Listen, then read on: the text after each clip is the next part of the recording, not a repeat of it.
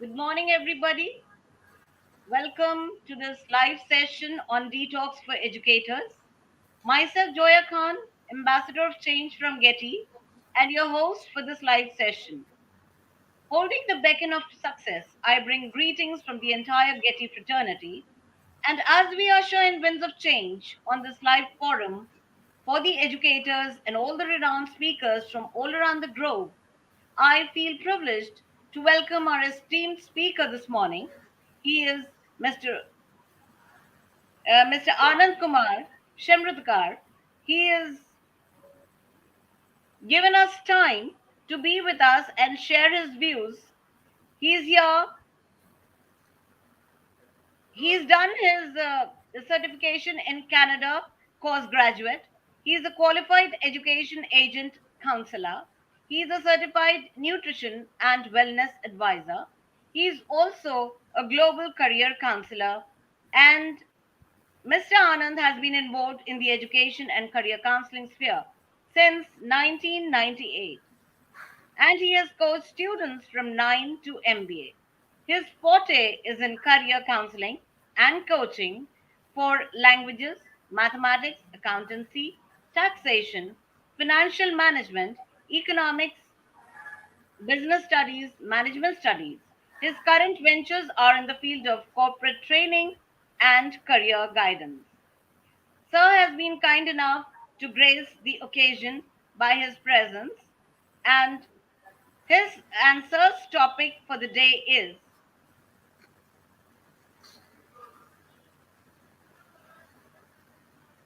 future careers and skills.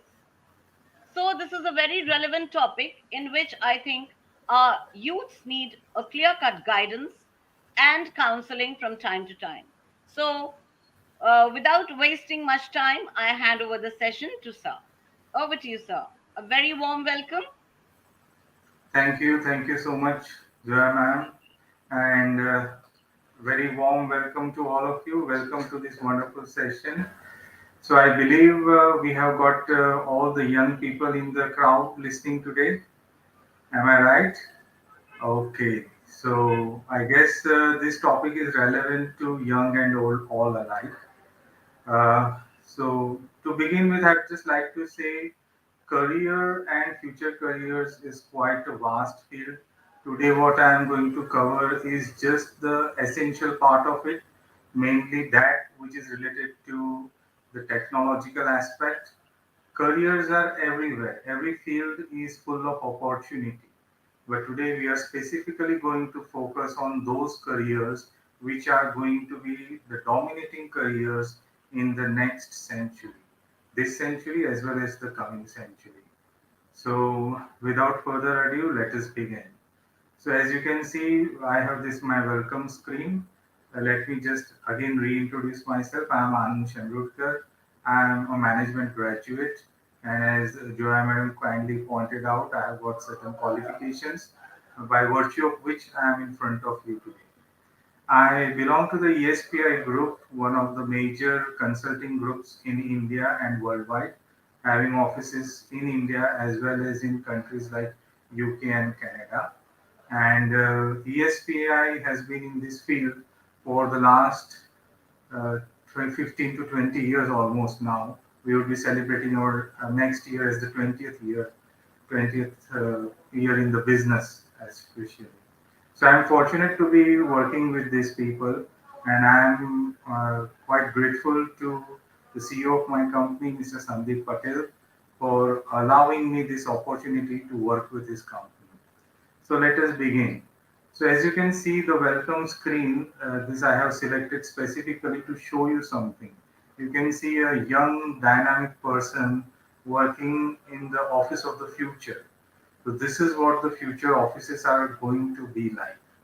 Okay, walls are not walls, but they are your interactive mediums, and we are constantly processing data. So this is a data centric office, and the person is a data scientist, a data engineer, or a robotics engineer, and these are the fields we will be talking about today. So most of the young people, they are quite tech savvy, and they also want to get into the aspect of technology, build their careers. So I'll give some highlight into what they can expect in the future. So let me begin. I hope I am clear, audible, and the video audio both are clear, right? Somebody give me a thumbs up, or you can tell me if everything is all right. Jai ma'am, everything going fine so far?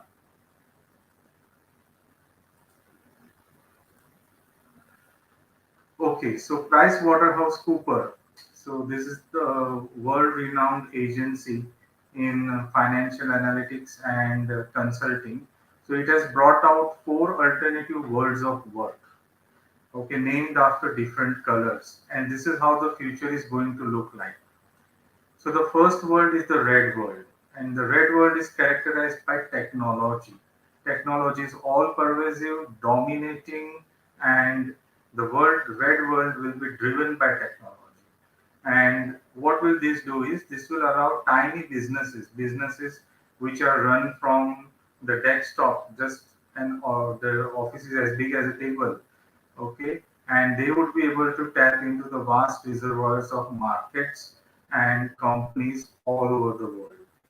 We are already seeing a transition into the human resource management, that the traditional company based management is now changed into consulting system. So most of the companies now they hire HR consultants rather than have their own department for HR. So it's totally outsourced, and the competition is fierce as we already are facing today. So even at my age, I have to keep updated and see to it that I continuously acquire talent, skills, and certifications which will make me relevant in today's world. Now, this is going to be the story for everybody in the coming age. Anybody who wants to be in the sphere of economics and earn income from one source or the other source. So that is the red world for you. The blue world. Global corporations will become larger. You can already see big corporations. They are becoming not only multinational, they are becoming truly global in the sense. They don't have only offices in the capital cities of countries, but they have offices all over different countries. So you can see corporations like Google and Apple and Microsoft having offices everywhere. Facebook is having offices everywhere in the world. They have data centers spread across all the world. So that is the blue world. So global corporations will become larger, powerful, and more influential than ever. Companies see their size and influence as the best way to protect their profit margins. And this is true because if they don't grow, if they stop growing, they'll be wiped out of the market. So these people, they are constantly innovating, bringing in newer things so that they can keep their dominance in the business place. And you will see a world where business, corporates, and politics they'll be so intertwined that you cannot separate one from the other. The green world. So, as a reaction to strong public opinion, scarce natural resources, and strict international regulations, companies will push a strong ethical and ecological agenda. So we all know that the earth as such is facing crisis in the form of human exploitation. We have exploited the resources so haphazardly that we are now disturbing the whole ecological balance. So because of this concern among us, the normal population of the world, corporations are forced to think green. They will bring out processes which are ecological, which don't harm the environment, and which use as little resources or renewable resources as possible. So you are going to see a big push or a big thirst of technology in this area, which is going to save the earth from more harm. So that is the green world for you. Now we have the yellow world. So yellow world is dominated by the workers. So why workers will dominate? Because now we are coming to an age where technology will be used most often. But who will be the people who will work with the technology or who will make this technology? They are the people, they are the workers. So All the shop floors, all the factories, they will be automized, but they cannot totally negate the influence of human factor. So somebody will be there who has to look after those machines too. Okay, so here the workers will then have a great command over the management, and management will have to work in tandem with workers, and will find a future where workers are not working as employees, but you will find them working as partners. So most of the big corporations, they are now giving employee stock options and all. So these people, those who are working in these corporations, they are not only the employees, but they are also the part owner. They are the shareholders of those companies. So this trend is already set in, and this trend will dominate in the future too. So this gives you an idea about how the future world of jobs, business, and profession is going to be. Okay, so what are the changes that are coming our way? So already we are living in a tumultuous time. Everything is changing. Things are so much dynamic. You cannot just be at one place. Oh, I have landed up with this job. Now I am free from all tension. That's not going to work. The government sector is not going to be a government sector forever. Governments all over the world, they are leaving their governance or the economic sphere, and they are purely concentrating on the governing sphere. Okay, so government will be moving out of many of the services, and they will be outsourcing or they will be privatizing these services. Okay, so these are the changes that are coming our way. So there will be technological breakthroughs and rapid advances in technological innovation, as I have already discussed. The red world, global shifts in the location of work and economic activity. So now see, I am today here and giving a presentation to you. So I am at a remote location, you are at different places, but we are still connected. That is because location now does not matter with the advent of technology. Okay, changing worker preferences. Now, most of the people post pandemic, you know that they are so used to working from home that they hate going to offices. And now companies are looking into this aspect where they can make offices in homes so that employees can work more. Actually, working from home, you have to put in double the efforts than you have to put in at the offices. That's the truth. And though it is a hard task, people have come to prefer that. So you will see that the preferences of the workers are going to change like anything. Resource scarcity and climate change, we already discussed, and this is our major concern. And technology will be coming into play over here, which will help us save the scarce resources or find out alternative means of resources and tackle climate change. Demographic shifts, say now the world is truly becoming globalized. So many Indians are now going abroad to study, they are settling over there. So it is India going everywhere. So if you go to UK, you'll find a lot of people from India who have made UK their home. They are citizens over there. You will see that a large part of Canada is now also occupied by the Indian population. You will see the same thing in US. You will see that in Australia, New Zealand. So you see the culture has spread all over the world. So that this is known as demographic shifts. Again, the demographic shifts can also be seen in the age and the working. So the jobs which earlier were done by those who are quite in a mature age, like my age, they are now being taken over by younger people, people who are just freshly out of colleges. Why? Because they have had that education which can replace the experience. Are you getting my point? So you will see large scale demographic shifts everywhere. Okay. There are opportunities to grab. So whenever we face challenges, challenges always come with solutions. There is nothing about challenges. Challenges or opportunities are always hidden as problems. So whenever you have a problem, always see that it's just the face of an opportunity. It's not a problem, it's an opportunity. So what are the opportunities of the future?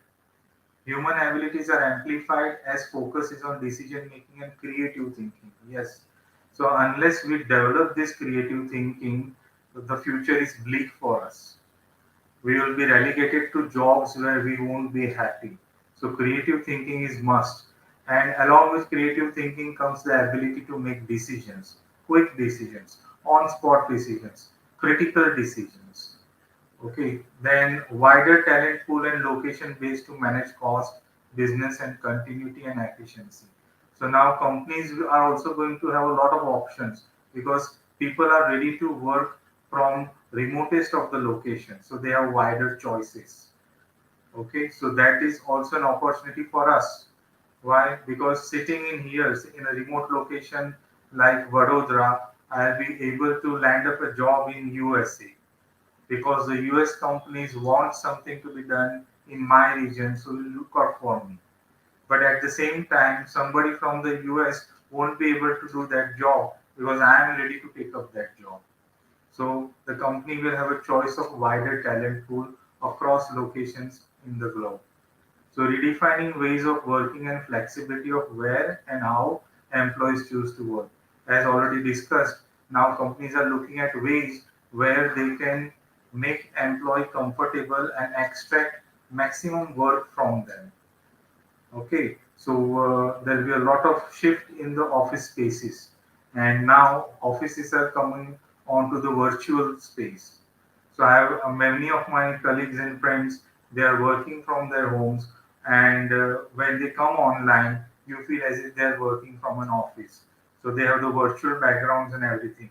And with the advent of virtual reality (VR), this is going to enhance in the future. Work and performance are assessed against how efficiently workers manage their resources. So whenever we get a job in some company, so we get salary from there. We'll get something from there. But for the company, we are a cost center because the company has to pay us.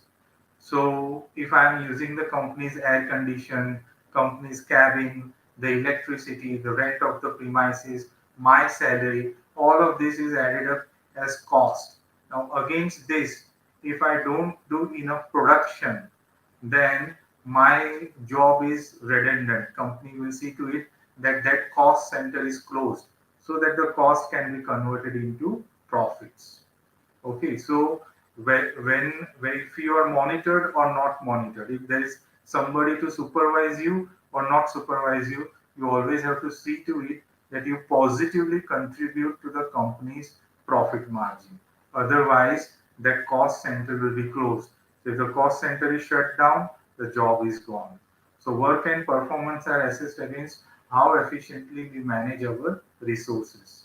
So the cabin, the air condition, and everything, these are the resources that the company provides us. Okay, and the last is productivity enhancement. Okay, like I told you before, nobody can just sit idle. Okay, I've done with my education. I don't need anything more. You'll have to continuously evolve, innovate, and acquire newer and newer talents to be relevant in the marketplace. Challenges or fears that we'll have to overcome. So the biggest fear is artificial intelligence and robotics. So most of the people are predicting a grim future that now robots will take over everything. Human beings will not have job. So now we have ATMs. So earlier instead of ATMs, there were people. You had to go to the bank and people would there will be a teller. The person who was giving money. That person is known as a teller. The teller will give you money against a slip or against a check. Okay, now the teller's job is replaced by what? The automatic teller machine, ATM. So, replacing human tasks. As we move into the future, many of the mundane tasks, the repetitive tasks, will be replaced by machines. So, that is the biggest fear we have to tackle. So, but like I said, now there are people, there are companies who manufacture the ATM machines. Okay, there are people who look after the maintenance of ATM machines. So one thing results into many different things. So if the teller has lost the job, then the teller should be smart enough to go into different fields, learn and acquire skills so that he or she can venture into different fields. So to overcome this challenge, we have only one way to do survive, and that is continuously acquire skills. skills that are relevant. Shifts will result in unemployment and migration will continue to be rampant. So, as I already told you, see people moving out of their country and going to countries where they need people. So, this will be rampant and this will continue, and the rate of this will be so high that countries will lose the sense of boundaries. It will be just like crossing. Okay, you are going from one city to another city. Same way, people will move from one country to another country. Okay, we are already seeing the effects of that now. Flexibility at the cost of productivity and unfairness when only certain jobs can be done remotely, right? So this we have already discussed about the cost center and productivity. Unfairness when only certain jobs can be done remotely. So see, farming cannot be done remotely, but we will come to that future when even the farm technology is robotics driven. So you would be able to operate it remotely too. But still, there are certain jobs which you cannot do remotely. You have to be at that place to do the job. So those jobs will still stay for at least the next 100 years. Then we might have technology where robotics and artificial intelligence may even do that job, but there will always be need of humans to oversee the entire production chain, whether it is artificial intelligence driven or robotics driven. Employees may resort to maximizing their income at the cost of contributing to society. So we are talking about the fear of a selfish society where everybody is just concerned about their own well-being and not thinking about contributing back to the society. So today my coming onto this platform is contributing back to the society. I want some knowledge to be shared with you people where you need this knowledge. Okay. So this will keep on reducing. That is a fear. That is simply a fear. If you see from my perspective, I don't think this will be the case because now you see more and more people who are doing a lot for the society. Okay. So this I have already discussed that to be relevant in the marketplace, you will have to continuously acquire skills. Without skills that are needed, we don't have any place in any corporation or any business. Okay. So tech careers of the future. Okay. So first is machine learning engineer. So this is a specific branch of artificial intelligence and ideal for those who have passion for computer science and desire a career in a fast moving and exciting industry. So how will the machine learn? So there are certain programs and codings to be done so that the machine learns from repetitive processes. So facial recognition, that is artificial intelligence technology. Fingerprint recognition, that is again artificial intelligence technology. So these technologies work on computer coding. So those who love coding, the future is bright for them. Okay. Machine learning engineers use big data to create complex algorithms and to ultimately program a machine in order to perform and carry out tasks like human. So many people are thinking about Android. When you think about artificial intelligence, people see androids.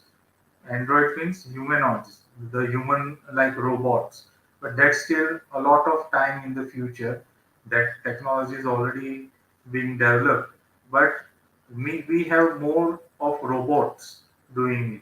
So robots don't look like humans. Okay, so when we say robots, people immediately assume that some machine that is looking like human. But we are not talking about humanoids, right? But there will be programming done so that the machine learns on its own. Okay.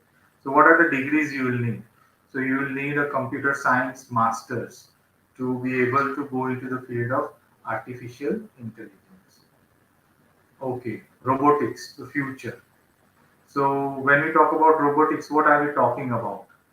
So the use of robotics will increase productivity and has the potential to bring manufacturing production work back to developed countries.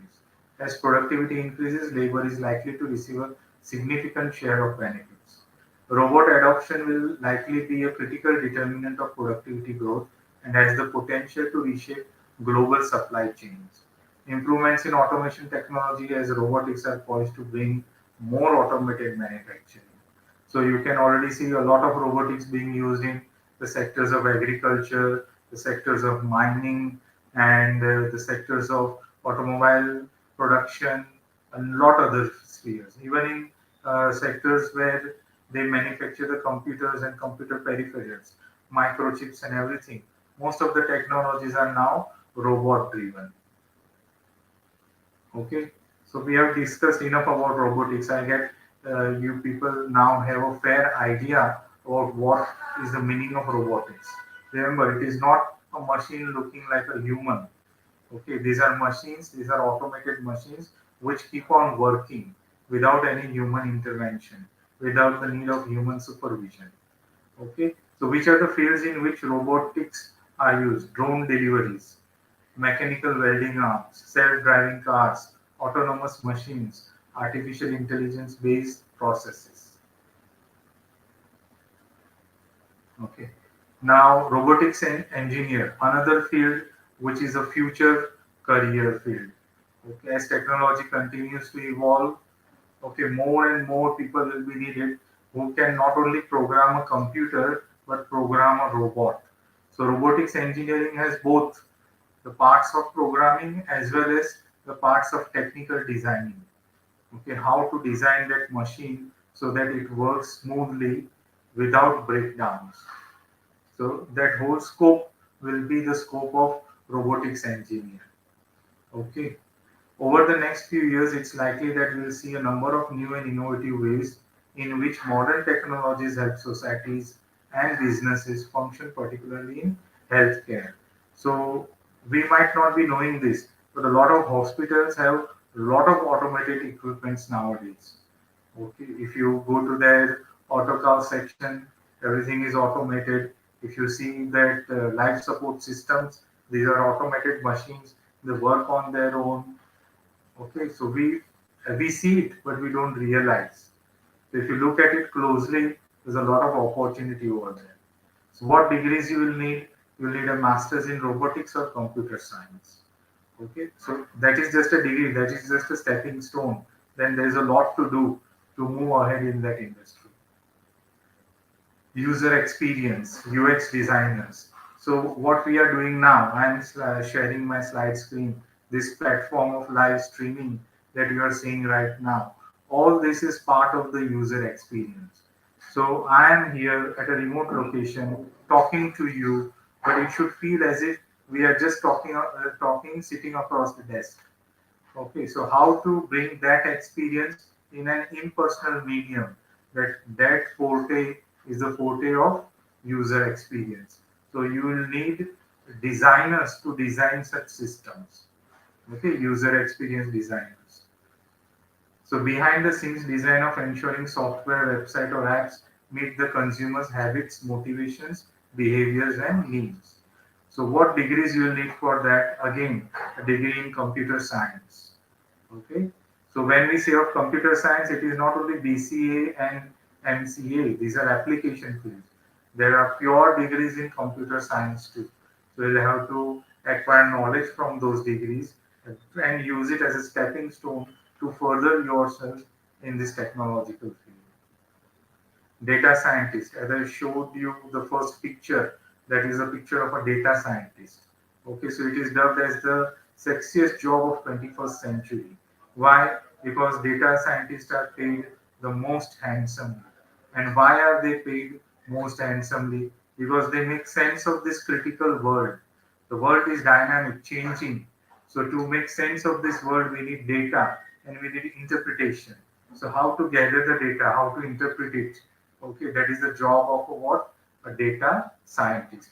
And most of the data now that is generated through our mobile phones, our interaction with systems and platforms like Facebook, Instagram. So from there, they generate a lot of data. But to make sense of this data, you need the qualifications of a data scientist. As businesses and organizations collect and use modern data every day, The demand for skill experts has skyrocketed. Opportunities to work in particularly every sector and industry from IT to entertainment, manufacturing to healthcare. So the scope is unlimited for data scientists. What degree do you need for that? Relevant post graduation in computational and applied mathematics, data science, or e-science.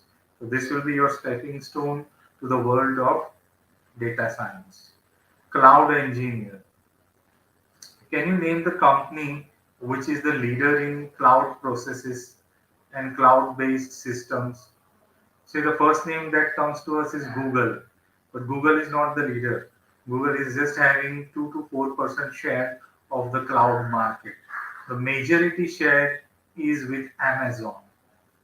So it will be surprising, right? How come Amazon? Amazon, the seller, online seller, Amazon, it has major share of cloud platforms. Yes, because Amazon ventured into this field when nobody was ready to venture into it.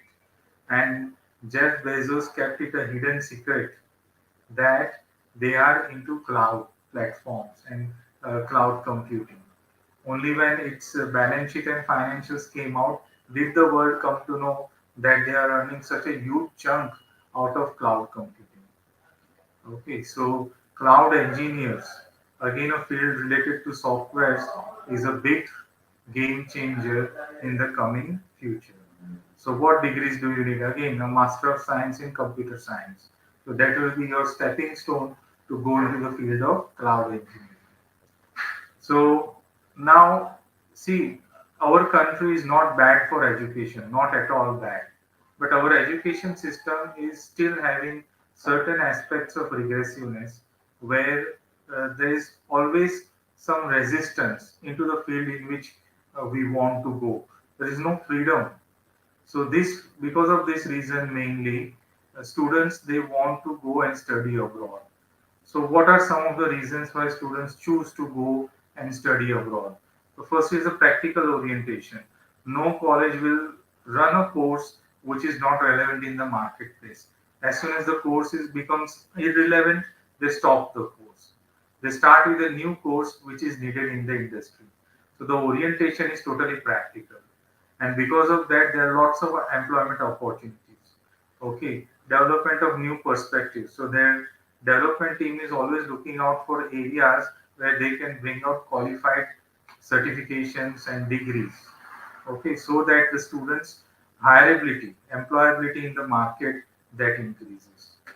Ease of admissions, again, they don't have entrance test or anything like that. Only few of the top-notch universities, they might be profiling you and grading you as per your profile, but they don't have these entrance tests and all that.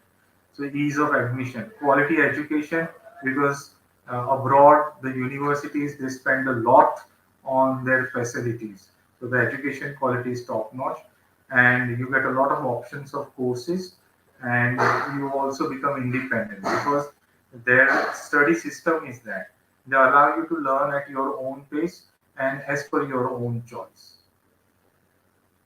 Okay.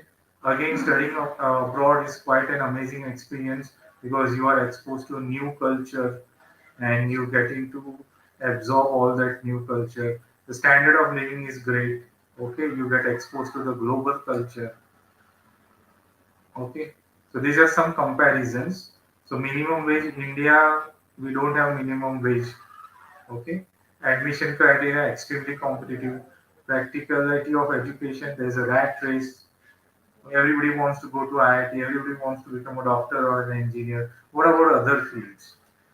In abroad, average earning is from 1 to 3 lakh per month, even if you are a student. Okay, easy and practical admission, innovation and creativity is rewarded when your studies. Okay. Now coming back to my company, ESPI. So we are a global company and we have been in business since last 15 years. Now, as I mentioned, that next year we will be celebrating our 20th anniversary. So more than 3,000. Now this number has crossed 10,000. Okay, have successfully qualified for IITs and all and gone abroad. Okay, huge number of students who have successfully settled abroad. So these are some of our affiliations, the global affiliations with which we have worked, international organizations like British Council, IDP, ITA, ILTS, ICEF. Okay, so why should anybody choose us? So everybody will claim that okay, we give personalized services, but we don't give personalized services. We give customized solution as per your needs. We research for scholarships. We have continuous focus on innovation and technology. We were one of the few companies who brought out our own learning management system, the study portal or the education portal, where students can join and study online. Okay, up to date with latest laws and regulation. Everything in our company is regulated. We don't do anything outside the purview of the law. We are working with many universities now, more than 100 universities across the globe. And as you can see in the pictures, many of the university representatives they regularly visit our offices and interact with the students. And many of the students also get direct admission through those university representatives. Okay, so this is the step to your journey abroad if you want to go. So first is you need a passport. After that, you have to become eligible with the language proficiency tests. Then you have to identify the country and university where you would like to go. You have to make some priority list. And once you get the admission through our counselors, the next step will be filing for your visa, arranging for your finances and airfare and all, and then going to your dream destination, where again we'll help you with your post landing orientation, your stay over there. So we have a team of people who will take care of you even when you land in the destination of your dream. So these are some of the pictures of our head office, our campus at Vadodara. So we have a huge campus and high-tech campus. Okay, these are some of our offices in other cities. This is our office in Anand. This is our office in Bharuch, and this is our office in Sharjah. Okay, so if you want to contact us, you can note down the contact number or our email, and you can mail us or you can call us. And if you have any query or if you have any dreams, if you need counseling of what to do future, we are there to help you out. So with this, I end my presentation and now I'm open for the question and answer session. And I request Joya ma'am to please take back the stage.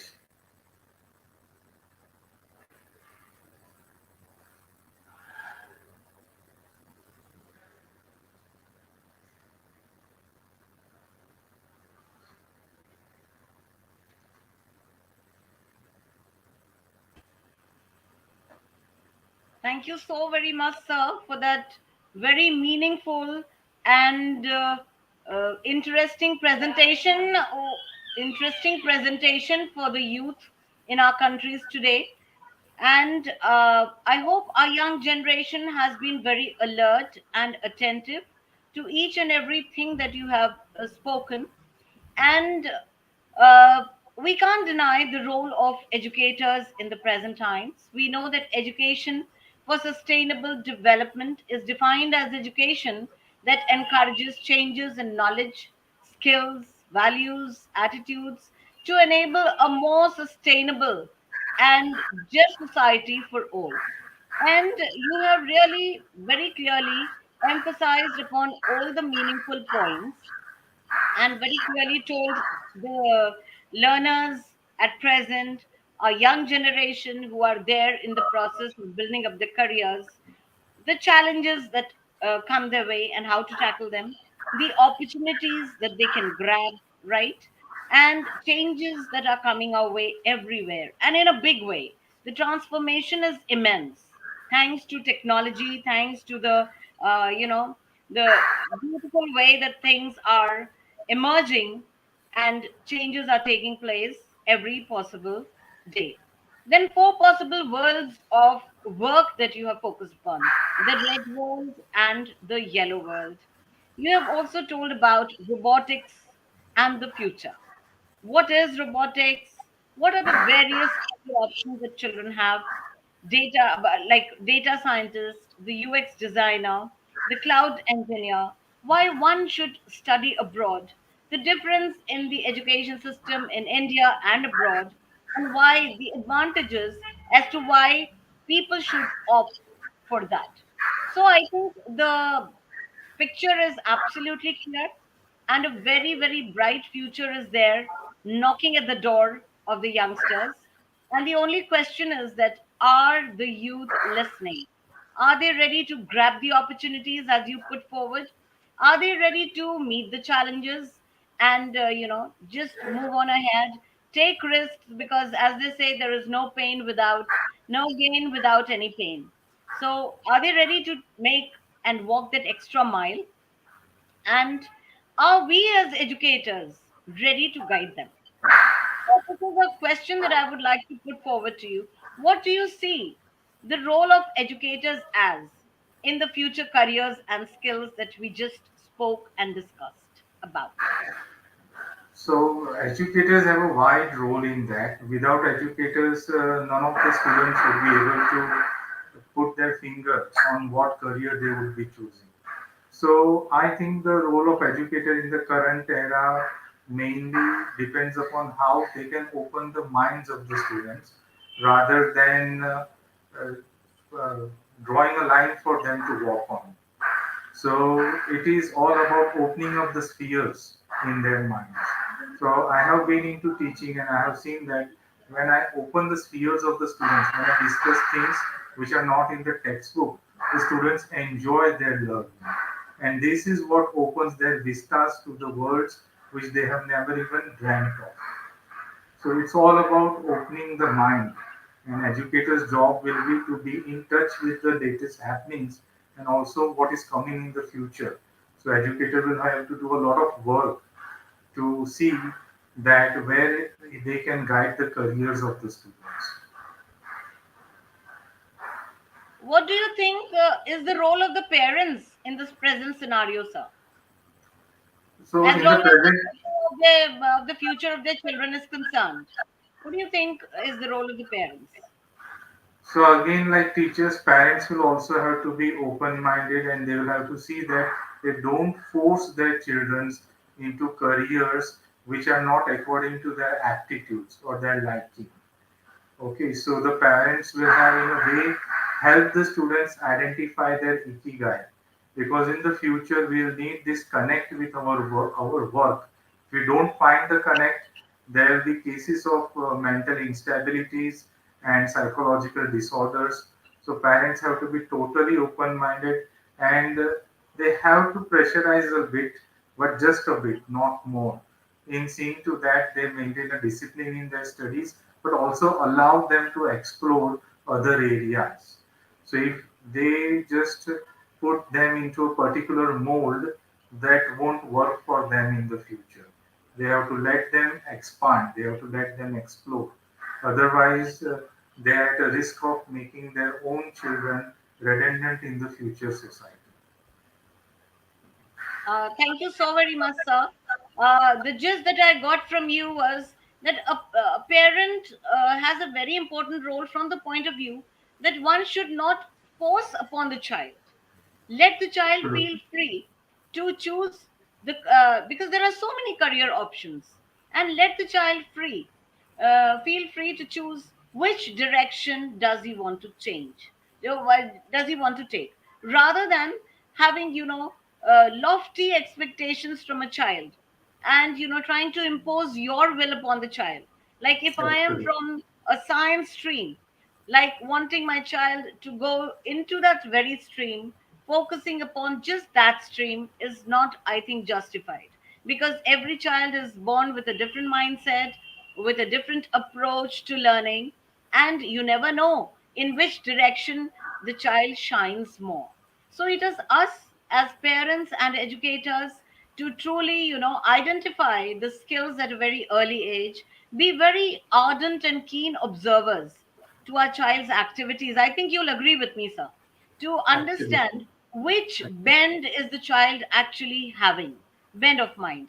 And then once we are able to trace and track that, I think we as educators and as parents, we will be able to guide them in the right direction and lead the child to the final goal that he or she is aiming at. So Absolutely. that was what I think we all took from this. A very very keen insight we got into that very relevant topic of the day. And I thank my dear audience for being there, and all the other people who will be eventually seeing the session. And I'm sure you'll have some great insights into future career and skills, and which is definitely going to benefit each one of us in some way or the other in the long run. So, thank you so much for being with us, sir. Have a nice day. I thank my dear audience. Have a wonderful day and stay blessed. Thank you. Thank you. Thank you so much. Bye.